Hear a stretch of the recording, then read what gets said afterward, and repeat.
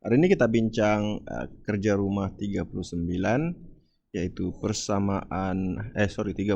persamaan linear dalam dua pemboleh ubah. Oke, ini dia punya basic saja untuk persamaan linear dalam dua pemboleh ubah. Oke, so kita cikgu zoom.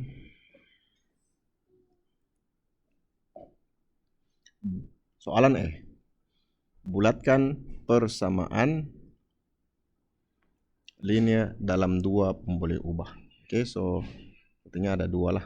Pertama dia mesti linear, dan yang kedua dia mesti dua pemboleh ubah. Oke, so apa maksud linear? So linear ini bermaksud pemboleh ubah tuh mestilah kuasa satu. Oke, kuasa tertinggi untuk pemboleh ubah, setiap pemboleh ubah tuh mesti kuasa satu. Oke, kuasa satu lah. Itu maksud linear. Artinya kalau X itu dikira linear. Kalau X kuasa 2, contoh kalau X, ini dikira linear. Oke, kalau dia ada X kuasa 2 ataupun Y kuasa 2 ataupun E kuasa 2, ini bukan linear. Oke, ataupun dia per 1 per X. Oke, ini bukan linear. Oke, sebab 1 per X itu dia 1 per X ini dia sama dengan X kuasa negatif 1. X kuasa negatif 1, jadi kuasanya itu negatif 1. So dia bukanlah linear. Oke, so kemudian dua pemboleh ubah of course lah mesti ada dua huruf. Ingat pemboleh ubah itu dia merujuk kepada huruf. Oke, kita tengok satu-satu. Untuk ini bulatkan persamaan linear. Oke, untuk yang first, kuasa tertinggi untuk P. Oke, kuasa tertingginya 1, tiada kuasa 2, tiada kuasa negatif 1. Oke, jadi Q pun sama. Jadi dia ada dua pemboleh ubah, maka dia adalah persamaan linear dalam dua pemboleh ubah. Seterusnya untuk soalan 2 pun sama. Oke, ada dua huruf dan kuasa tertingginya adalah 1. Untuk yang ketiga, ini obvious lah. Kita boleh nampak ada F kuasa 2 di situ, jadi dia non linear. Oke, so ini bukan. Seterusnya soalan 2. Soalan 2 nih, ini kamu kena buka kurungan lah, darab masuk. Oke, kamu tidak akan boleh nampak tuh kalau kamu tidak darab masuk. Tidak buka dulu kurungan. Ini kalau kita buka kurungan, kamu akan dapat 8R, 2R kali 4. Ini tambah 2R darab R, 2R kuasa 2. Oke, 2R kuasa 2 tuh of course lah dia bukan bukan linear. Oke, walaupun dia ada dua huruf tapi dia tidak linear. Sama juga dengan atas, walaupun dia ada dua huruf tapi dia bukan linear. Seterusnya yang kelima, Y tolak 4Z sama dengan 7. Ada dua huruf dan kuasa tertingginya adalah 1. Jadi yes, dia adalah jawaban. Seterusnya H tolak 8 per K sama dengan 5. Ini walaupun dia ada dua huruf tapi dia bukan linear, sebab dia per H. Per H ini 8 per H ini dia sebenarnya kuasanya negatif 1 lah. Sebab kalau kita letak K itu di atas, ini kamu akan belajar tingkatan 2 lah. K kuasa negatif 1. Jadi kuasa negatif 1 itu dia bukan linear. Oke, so 3 sahaja jawabannya. Oke, ini kedua dan yang kelima ini adalah jawaban. Seterusnya soalan B, bentukkan persamaan linear dalam dua pemboleh ubah bagi setiap pernyataan berikut. Dia suruh bentukkan persamaan linear dalam dua pemboleh ubah. Oke, so diberi jumlah guli yang dimiliki oleh Silva, dan Albert ialah 75 biji. Maksudnya Silva dia ada beberapa biji guli dan Albert pun ada beberapa biji guli. Dia tidak bagi tahu pun berapa jumlahnya, adakah sama ataupun berlainan. Jadi dia tidak tahu lah. Jadi kalau kita tambah Silva, kita tambah dengan Albert. Nah, mestilah dapat 75. Nah, ini generalis general, secara general. Oke. Jadi kamu kena pilih huruf. Oke. Kamu kena pilih satu huruf untuk Silva, satu huruf untuk Albert. Maksudnya kita tidak tahu berapa Silva punya, maka X lah. Contoh kita ambil X. Kalau kamu ambil E pun boleh. Nah, dan Albert pun kita tahu, tidak tahu juga. Jadi kita boleh ambil satu huruf Y. Sama dengan 75.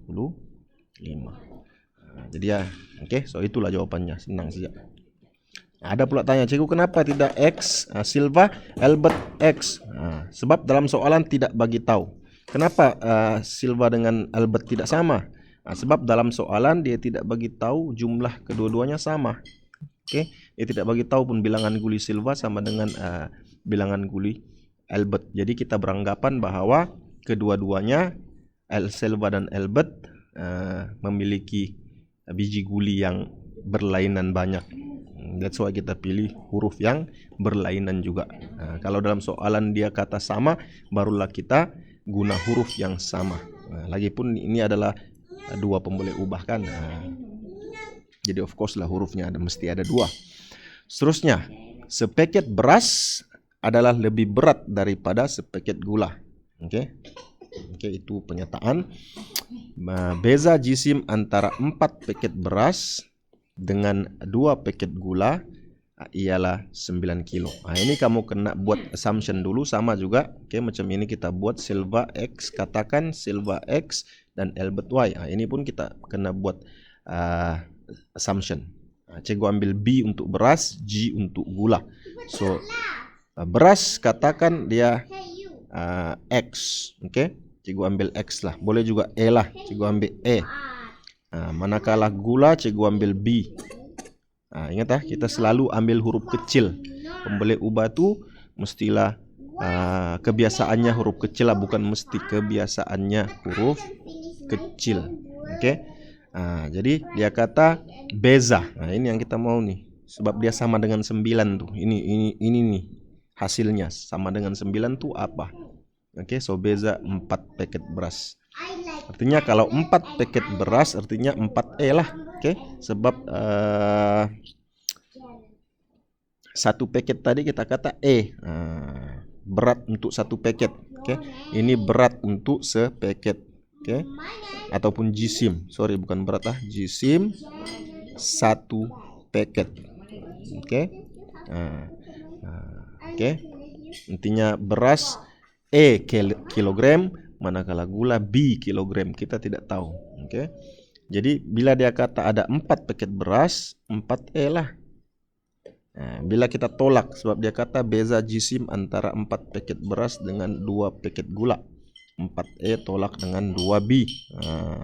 4 beras, 2 gula. Oke. Ini sama dengan 9 kg. 9 sahaja. Oke, sorry ya. 9 sahaja, tidak perlu tulis unit. Tidak perlu tulis unit. Oke, so itu sahaja. Oke, sama dengan 9. Oke. Nah, itu sahajalah. Oke.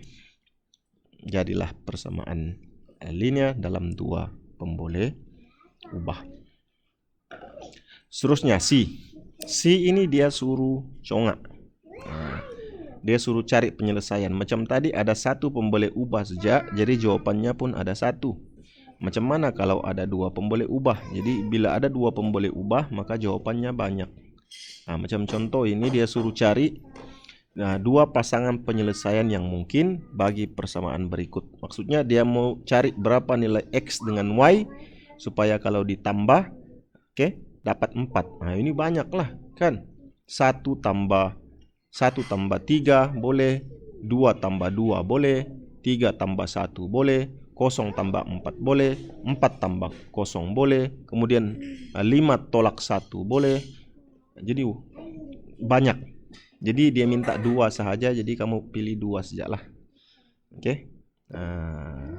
Oke. Jadi kamu boleh start dengan 0. Kebiasaannya untuk menjawab soalan ini kita akan ambil X itu 0 lah. X itu huruf yang pertama itu kita letakkan kosong. Artinya apabila X sama dengan kosong. Oke. So kita start X sama dengan kosong. Oke. Bila X sama dengan kosong, so kamu kena carilah Y itu berapa. So masukkan kosong ini ke dalam X. Oke. Oke, so masukkan Y itu daripada persamaan ini, gantikan kosong ini yang kita ambil kosong X. Jadi masukkan di situ kosong tolak Y sama dengan 9. So negatif Y sama dengan 9. So kita mau tahu berapa Y. So bukan pindah. So kamu kena bahagi ini dengan negatif 1 sebelah kiri. Bahagi dengan negatif 1, sebelah kanan pun kamu kena bahagi negatif 1. Kenapa? Bahagi, sebab kita mau hilangkan tanda negatif. Di sini negatif 1 kan. Oke. Nah, jadi dia akan jadi positif lah. So Y sama dengan negatif 9. Ataupun kamu boleh guna kaidah Cego sebelum inilah. Oke. So negatif Y itu bermaksud negatif Y itu bermaksud ada 1 di situ. Negatif 1 Y.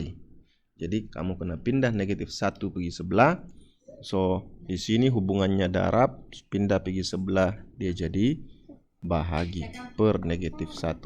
That's why kamu dapat Y sama dengan negatif 9. Jadi jawabannya ada kosong dan negatif 9 lah. Oke, X sama dengan kosong. Oke, Y sama dengan negatif 9. Itu jawaban yang pertama, dia minta 2. Oke. Kemudian kamu boleh pilih mana-mana nomor lah, tapi kebiasaannya kita start dengan kosong. Nah, kita pilih pula next X sama dengan 1. Apabila X sama dengan 1, so masukkan 1 itu ke dalam X. Artinya X tolak Y. Nah, X kita 1 sekarang, tolak Y sama dengan 9. So pindahkan 1, ingatlah di sini positif 1. So negatif Y kekal. Ingat negatif tuh jangan lupa, negatif ini adalah Y yang punya. Oke, so that's why kamu jangan lupakan negatif itu. Ramai murid dia selalu lupa tuh. Dia ingat Y saja, tapi sebenarnya dia negatif Y ataupun negatif 1Y. Oke, so 9. Nah, di sini tambah dia jadi tolak 1 lah. Jadi kamu akan dapat negatif Y sama dengan sama dengan 8. So sama juga macam tadi. Oke, negatif ini merujuk kepada negatif 1. So pindah negatif 1 ke sebelah, kamu kena bahagi negatif 1. So Y pindah negatif 1 sebab di situ hubungannya darab. So 8 bahagi negatif 1, kamu akan dapat Y sama dengan negatif 8. So jawaban yang kedua adalah X sama dengan 1. Apabila X sama dengan 1, Y akan sama dengan negatif 8. So mesti ada 2 jawaban. Seterusnya kita pergi soalan 2. Oke, kita pergi soalan 2. Sama juga, start dengan kosong. Oke, start X dengan kosong. Kamu boleh start X sama dengan kosong bila dia suruh gitulah. Oke. So, bila X sama dengan kosong, apabila X sama dengan kosong, jadi kamu gantikan X ini dengan kosong lah. Jadi kosong kali 3 maksudnya Y sama dengan 2. Nah, supaya kita boleh dapat nilai Y itu, sebab itu kita mesti tahu nilai X dulu. 2 tolak 3 darab kosong, kosong lah. Oke. 3 darab kosong, kosong. Nah, jadi Y sama dengan 2. Jadi jawabannya X sama dengan kosong, Y sama dengan 2. Oke. Itu yang pertama. Oke. Seterusnya, dia minta 2 penyelesaian. So, macam biasa kita ambil 1 lah. Jika X sama dengan 1, so kamu kena cari Y. Y sama dengan 2 tolak 3 kali 1. Gantikan 1 tuh. 3x. Kan dalam soalan tuh 3x, tapi sekarang kita sudah anggapkan x itu sebagai 1. Di sini anggapkan x itu sebagai kosong. Oke. Di sini anggapkan x itu sebagai 1. So kamu akan dapat y sama dengan 2 tolak 3, yaitu negatif 1. So jumpalah x sama, apabila x sama dengan 1, jadi y sama dengan negatif 1. Jadi dia akan memuaskan persamaan di atas tuh. Oke. So inilah jawabannya. Kalau dia minta 3, kamu kena bagi 3 lah, buat pula x sama dengan 2. Tapi di sini dia minta 2 pasangan saja. Sama juga dengan soalan 3. Ini kamu boleh coba sendiri apabila x sama dengan 0. So bila x sama dengan 0, jadi 0/5 lah. 0/5 tambah y sama dengan 7. So kamu akan dapat ini 0 lah, of course 0. Oke. 0 bahagi 5 ini 0 Jadi y sama dengan 7 lah. Jadi jawaban yang pertama kita sudah dapat, yaitu apabila x sama dengan 0, y akan sama dengan 7. Oke. Kamu boleh cek sendiri di sini. Oke. Kemudian untuk jawaban yang kedua, kamu boleh anggapkan, kamu boleh anggapkan apabila x sama dengan 1. So 1/5, x/5 tuh gantikanlah x tuh sekarang kita tahu nilainya 1. Tambah y sama dengan 7. Jadi ingat kita mau cari y. So pindahlah 1/5 tuh ke sebelah. Ingat di sini dia tambah, maka ini tinggal tambah y ataupun y sahaja. Kalau dia tambah y, kamu boleh tulis y sahaja. Tapi kalau dia negatif, macam mana tadi? Macam ini tadi. Dia negatif, kena tulis tuh negatif. Kalau dia tambah positif, tidak perlu tulis. So 7 tolak. Di sini dia tambah 1/5, di sini dia jadi 5. So kamu akan dapat y sama dengan ini, guna kalkulator. Guna kalkulator lah, kamu akan dapat 7 tolak 1/5. Kamu akan dapat 34/5. 34/5 ya. So itu adalah jawabannya. Belum lagi, kamu kena buat lagi. Apabila x sama dengan 1, y akan sama dengan 34/5. So itulah jawabannya. Itu untuk C. So very simple. Sebab kita tidak tahu, tidak boleh diselesaikan. Bukan tidak boleh, boleh, tapi terlalu banyak jawabannya. Jadi kamu boleh pilih 2. Kalau disuruh 2 lah. Kalau dia minta 3 pasangan, so kamu kena cari lagi nilai lain, guna kaidah yang sama.